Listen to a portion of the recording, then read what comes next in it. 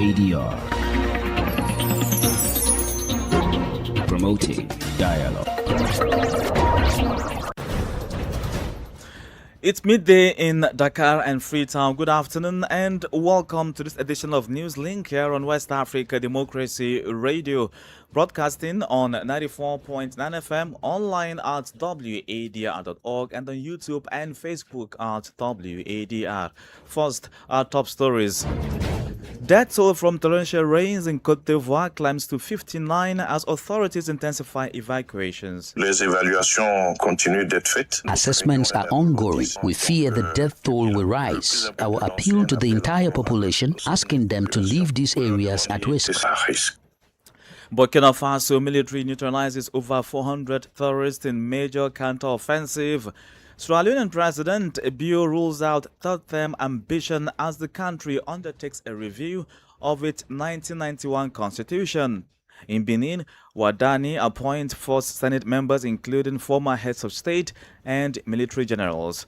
Please stay tuned for details of these stories and more. On the news, this is Abdullahi Hassan. Many thanks for joining our broadcast. We begin in Côte d'Ivoire, where the death toll from weeks of heavy rainfall has risen to 59 as flooding continues to cause widespread devastation across the country. Government spokesperson Amadou Coulibaly announced the provisional toll after Wednesday's Council of Ministers meeting at the Presidential Palace. Authorities are urging residents in flood-prone and high-risk areas to evacuate immediately as the severe weather persists. Usman Omar has more.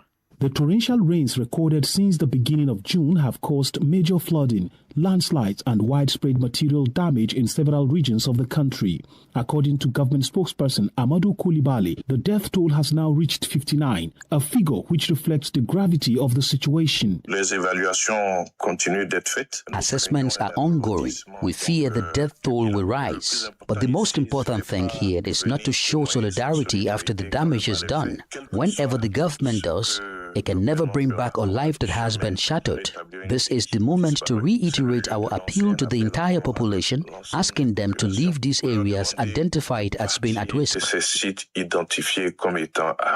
Beyond the loss of life, thousands of families have been affected by the severe weather. Adding to this crisis is the situation of those displaced during the urban order restoration operations conducted by the Autonomous District of Abidjan. The government assures that it is implementing assistance and support measures to help those affected and preserve their dignity. The planned housing far exceeds the number of people who have been evicted.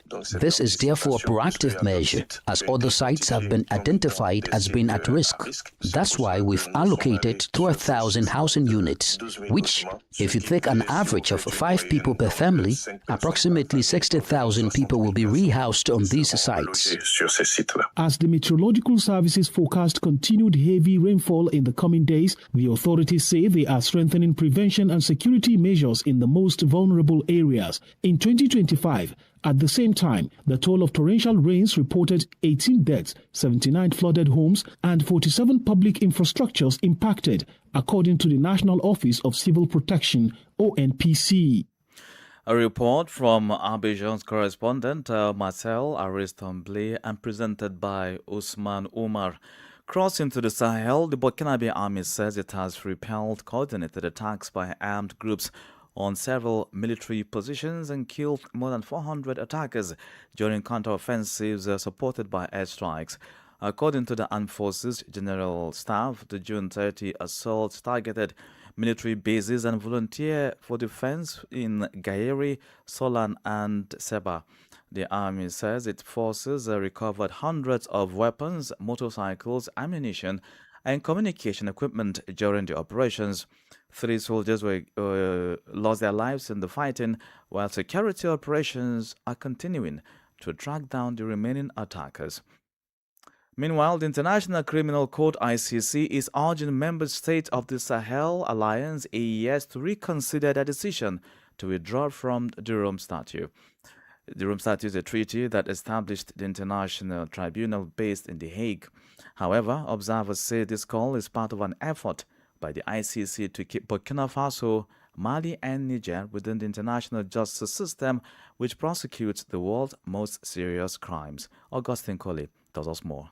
In a statement released on Wednesday, the presidency of the Assembly of States Parties to the ICC expressed its concern about the decision of the three Sahelan countries. It believes that a withdrawal by Mali, Burkina Faso and Niger would weaken the international community's efforts in the fight against impunity. The court also reiterates that a state that withdraws from the Rome Statute is not automatically released from all its obligations. Procedures or commitments made during its period of accession continues to be effective. The institution emphasizes that the three countries of the Central Sahel have long participated in the work of the Assembly of States Parties and invites them to continue the dialogue rather than sever ties with the jurisdiction. In September 2025, the Confederation of Sahel States, AES, comprising Mali, Burkina Faso and Niger, decided to withdraw from the International Criminal Court, describing it as incapable of prosecuting war crimes, crimes against humanity, genocide, and proven crimes of aggression.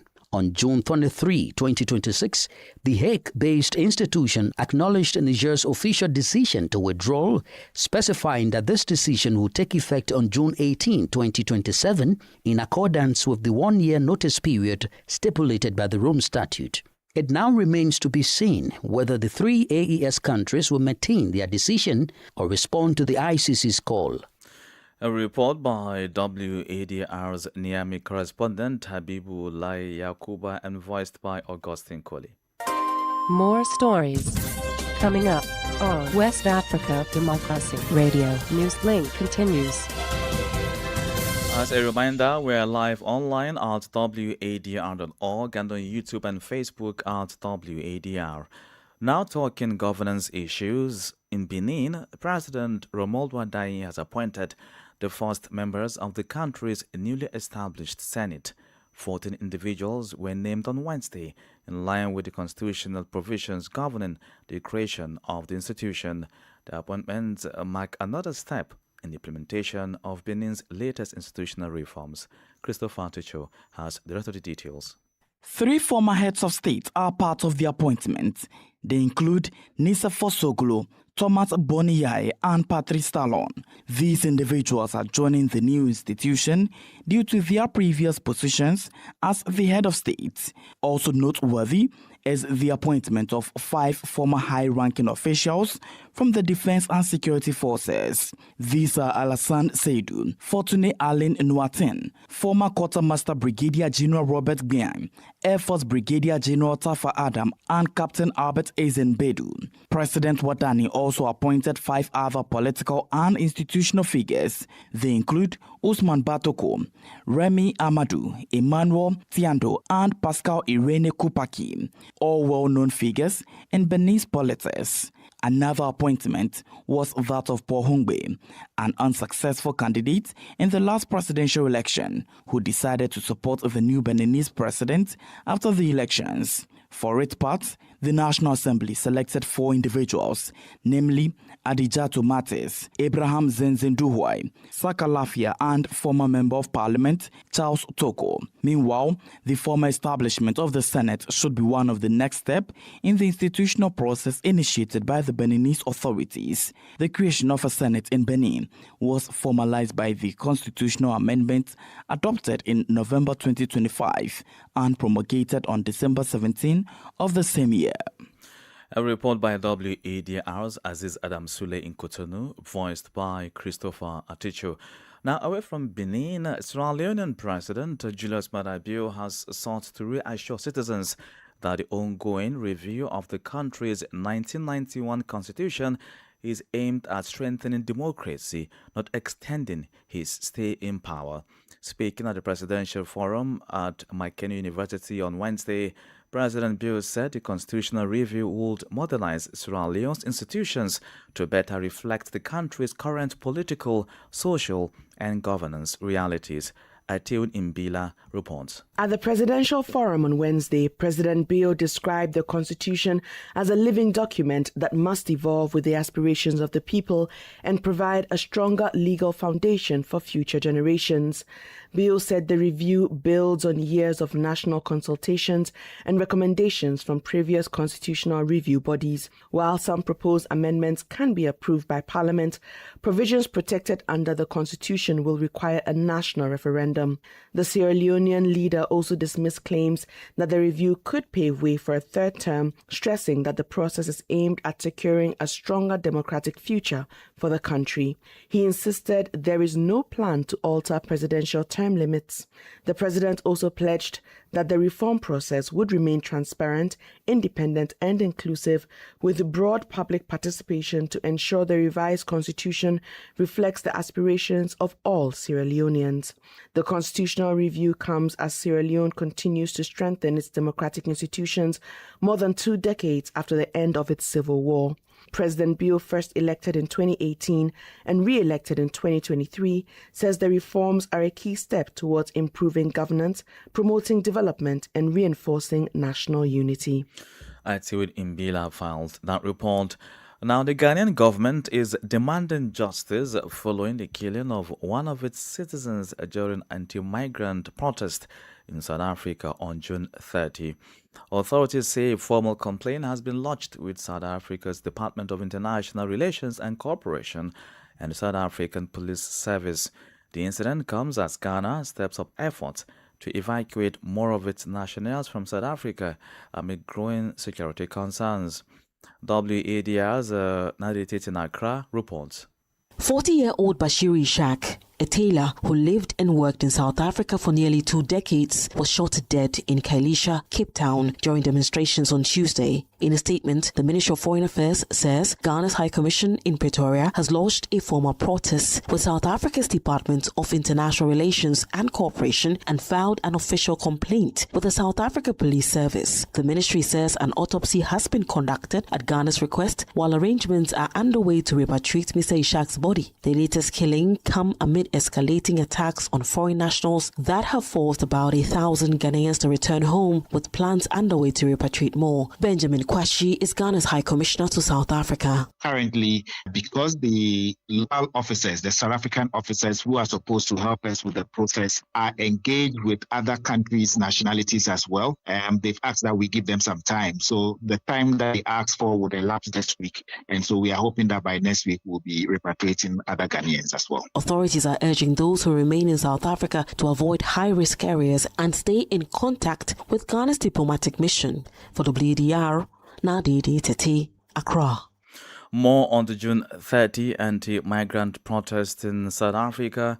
Authorities say calm is gradually returning to parts of the country after the anti-migrant protest by more than 15,000 South Africans. In the lead up to the day, more than 25,000 irregular migrants and foreign nationals from several African countries reportedly left the country as their businesses were targeted and several others injured in a wave of attacks. In the aftermath of the protest, South African police confirmed more than 900 arrests linked to looting, vandalism, and immigration-related offenses. Meanwhile, the governments of Mozambique and Ghana have strongly condemned the killing of their nationals during the violence, calling for accountability. But how did South Africa reach this point of renewed tension and unrest?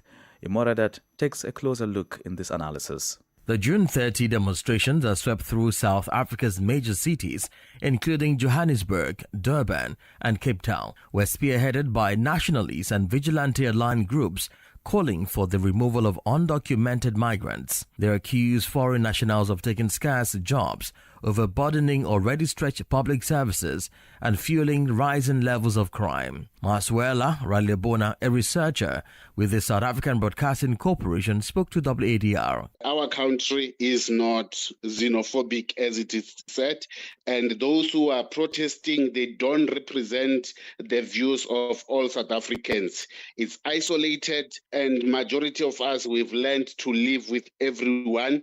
And the issue of document and undocumented foreigners is the issue of government to deal with, not individuals who don't have law enforcement expertise to enforce. While there is no precise figure for the migrant population in South Africa, recent government estimates suggest between 4 and 5 million foreign nationals are living in the country. Most come from neighboring and regional states including Zimbabwe, Mozambique, Malawi, Nigeria, Ethiopia, and the Democratic Republic of Congo. That figure represents roughly 6% of South Africa's population of about 68 million people. But does this minority share of the population truly explain the deep social and economic grievances raised by nationalist movements and the violence that has followed? Analysts say the evidence points elsewhere. South Africa continues to grapple with entrenched unemployment, widening inequality, and mounting pressure on housing and basic services.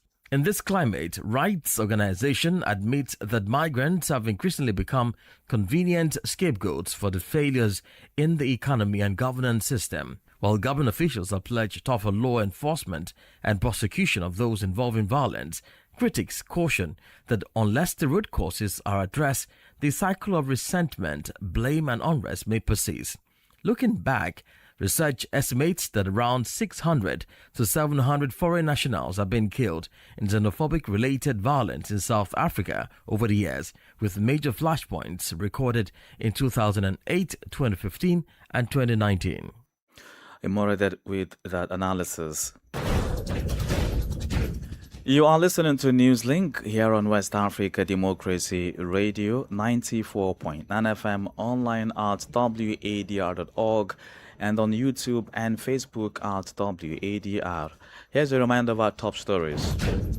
Death toll from torrential rains in Côte d'Ivoire climbs to 59 as authorities intensify rescue efforts. Burkina Faso military neutralizes over 400 terrorists in major counter-offensives. Sierra Leone President Bio rules out third-term ambition as the country undertakes a review of its 1991 constitution. In Benin, Wadr appoints first Senate members, including former heads of state and army chiefs. Still ahead in the news, we have the press review, guest interview, and sports news. Please stay with us. Fresh and breaking news all the time. Hear it first as the news breaks, only on West Africa Democracy Radio. Newslink continues. Many thanks for staying with us. In Nigeria, the government's fight against smuggling is receiving a major boost following the recent seizure of illicit drugs and counterfeit pharmaceutical products. The narcotics are valued at more than 53 billion naira, or over $38 million. They were confiscated during recent enforcement operations by the Customs Service. This seizure highlights growing concerns about the dangers that illicit drugs and substandard medicines pose to public health and security in Nigeria and across the wider West African region.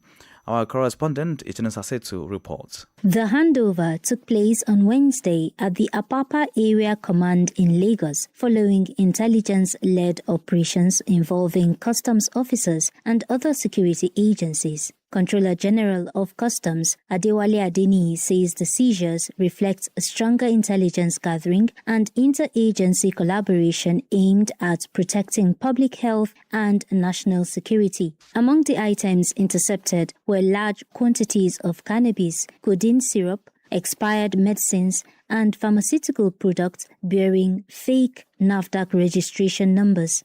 Authorities say the consignments were concealed inside containers carrying vehicles, household items, and other legitimate goods in an attempt to evade detection. Adeniyi reveals that the Nigeria Customs Service is also strengthening collaboration with international narcotics control organizations, including Interpol and other global partners, to track cross-border drug trafficking networks and prevent illicit substances from entering the region. The agencies promise to prevent criminal networks from using Nigeria's ports as transit routes for illicit drugs and unsafe medicines destined for Nigeria and other West African countries. For WADR, Etienne Sasetu in Abuja.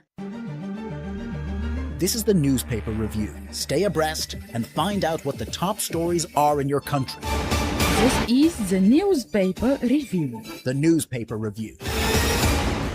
The press review today takes us back to Accra, Ghana, where WADR's Nadiri Tete joins us with major and trendy development on the national dailies.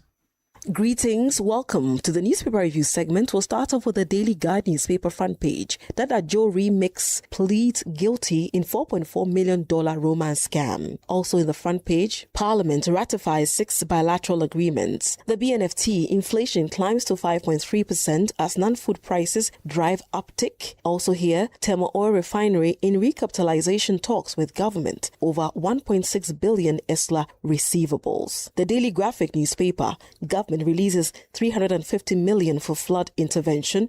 Also here, President leads nation in prayer. The Chronicle newspaper, flood disaster, in all things, give thanks to God. Mahama uses the word of God to comfort Ghanaians.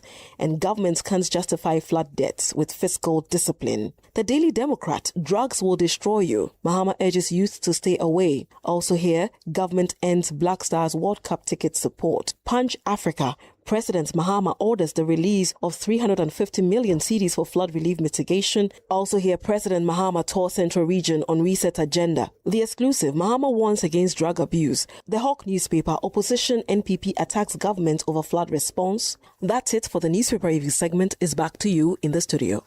Many thanks, Nadiri Tete.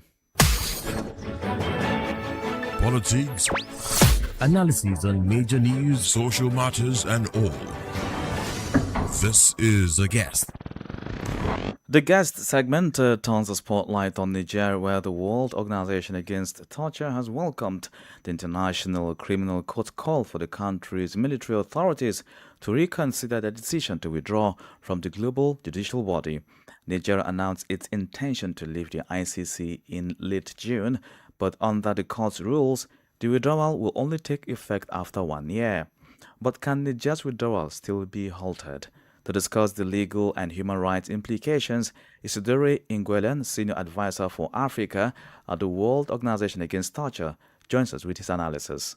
I think this is a very worrisome decision, but it's just following the trends that Niger has taken already 2 years ago in moving away from justice and accountability. So this is just a next step from a long already distance that Niger has run in getting away from traditional human rights bodies.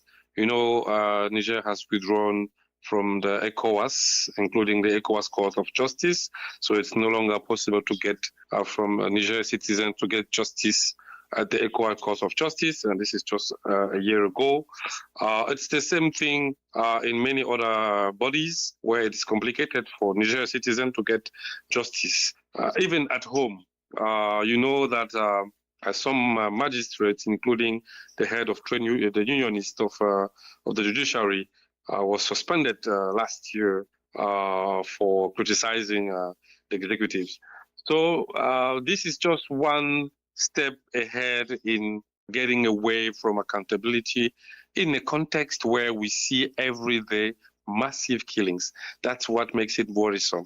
Every day people get attacked, killed, tortured, kidnapped, and it's very strange to see that in that context, the authorities prefer turn an eye on judicial bodies, so important judicial body like the International Criminal Courts. Is there still a chance that Niger may not be granted its exit from the ICC, given international pressure from Western allies who really care for the future of the country and hope to see sooner than later the return of constitutional order? Is that possible? There's always a chance. This is not the first time some countries have threatened to withdraw from the ICC.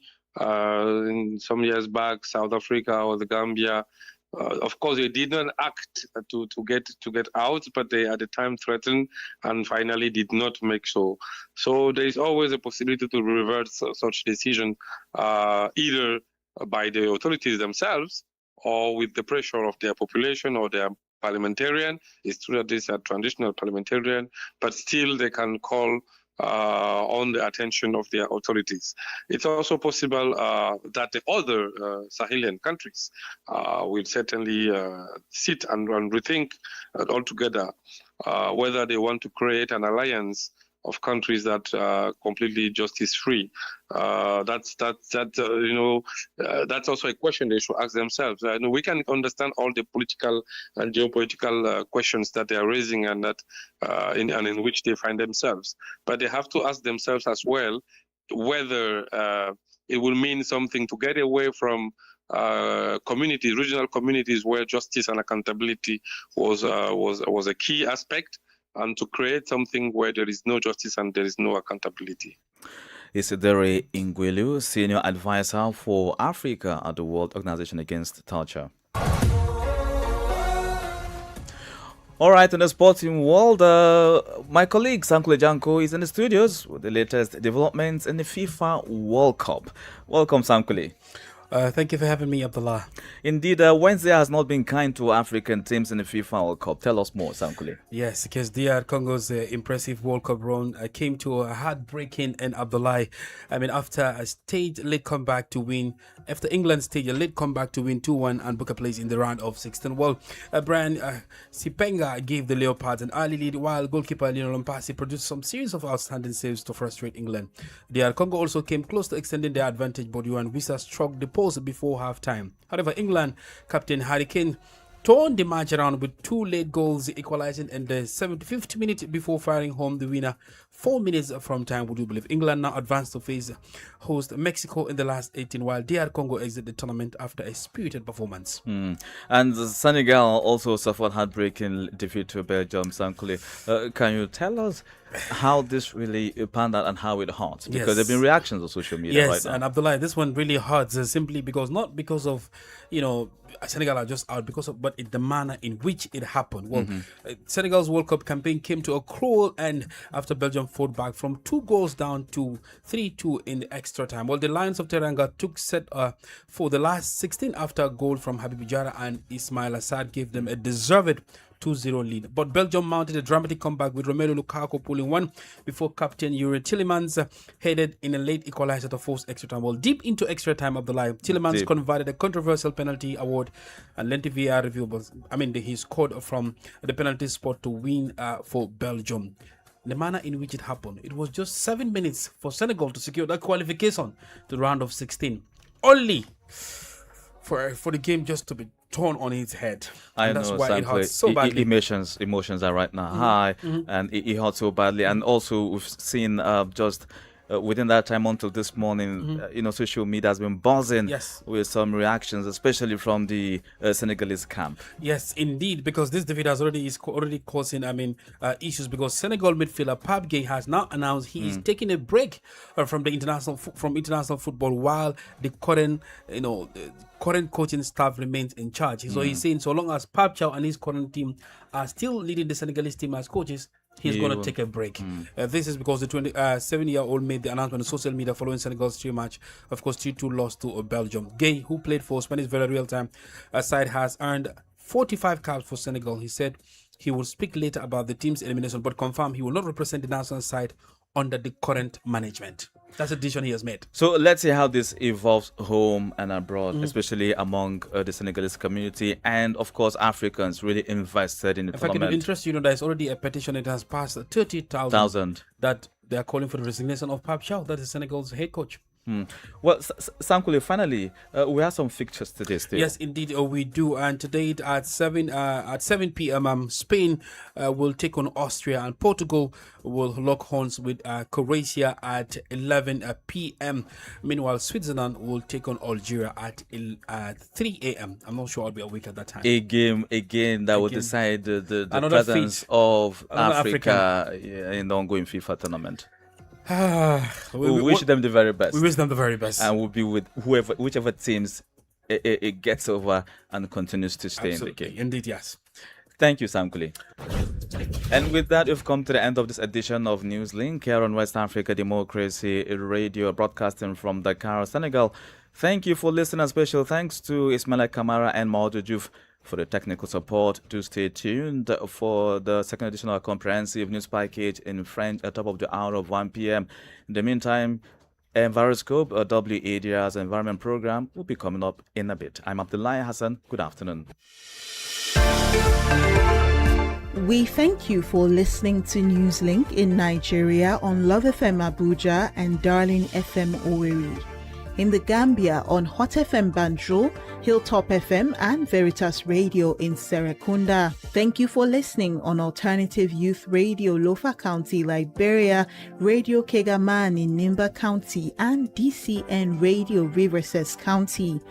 A big thank you to Radio Baft FM in Sierra Leone for listening, and in Ghana we thank Radio Pad in Damango and Royals FM in Wenchi. Thank you all for listening to Newslink.